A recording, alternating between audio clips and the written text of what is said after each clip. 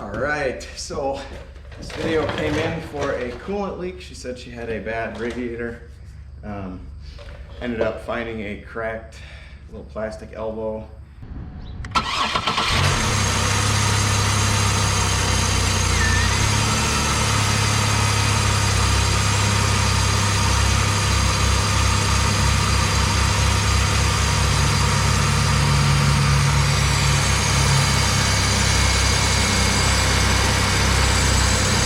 And we also found a broken strut, so kind of see how that's broken.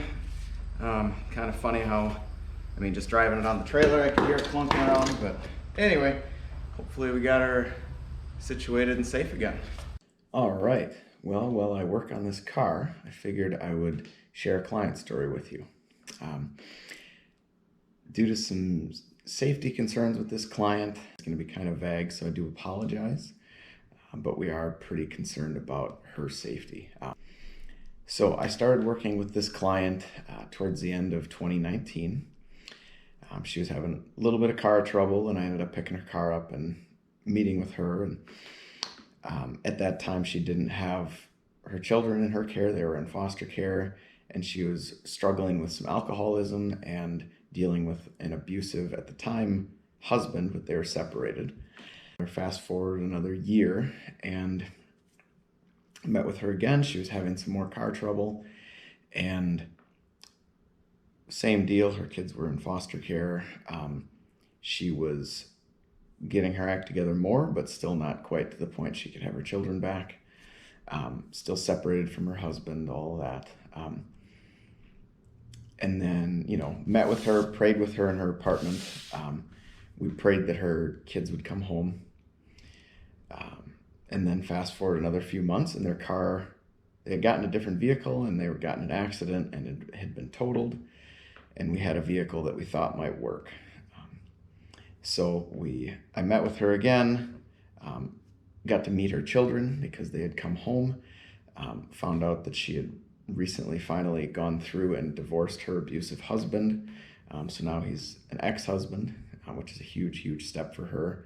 She'd been staying sober, going to her meetings, all of that. And they were getting ready to move because her ex-husband had found out where she lived and was causing problems. So they were getting ready to move and have a safe address with a P.O. box and all kinds of loops to avoid being tracked.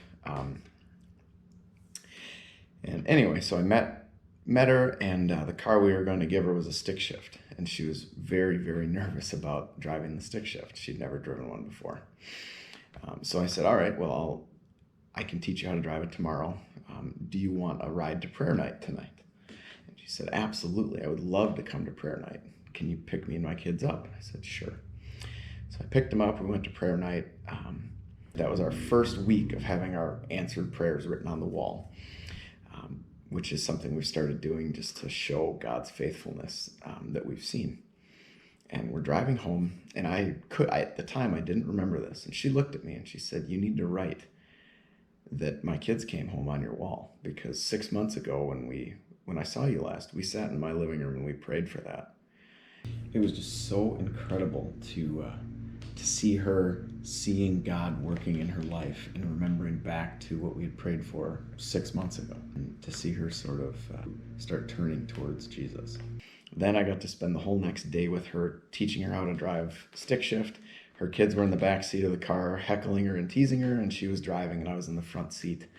And I ran out of time. I had to be home for something, and so I said, all right, I'll follow you home. And it was a bit of a rough drive home for her, but she made it. There were a couple times she was stuck in the middle of the road, but she overcame and she did it.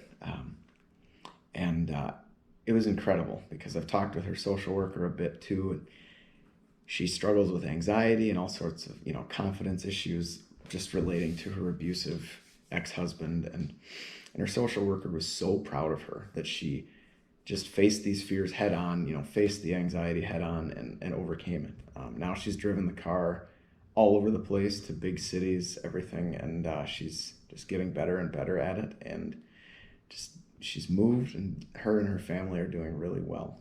And we're just so excited to be able to share that brief little snippet with you. I wish I could show you her face or give you more details on her, but I can't. I wanted to encourage you to pray not only for that client and her life, but all of our clients. Keep them in your prayers. We also want to invite you to prayer night. We meet every Thursday night at 6:30 in our shop to pray, and we would love to have you join us. If you don't know where our shop is, send me an email, give me a call. I'll get you directions to it. But everyone is always invited.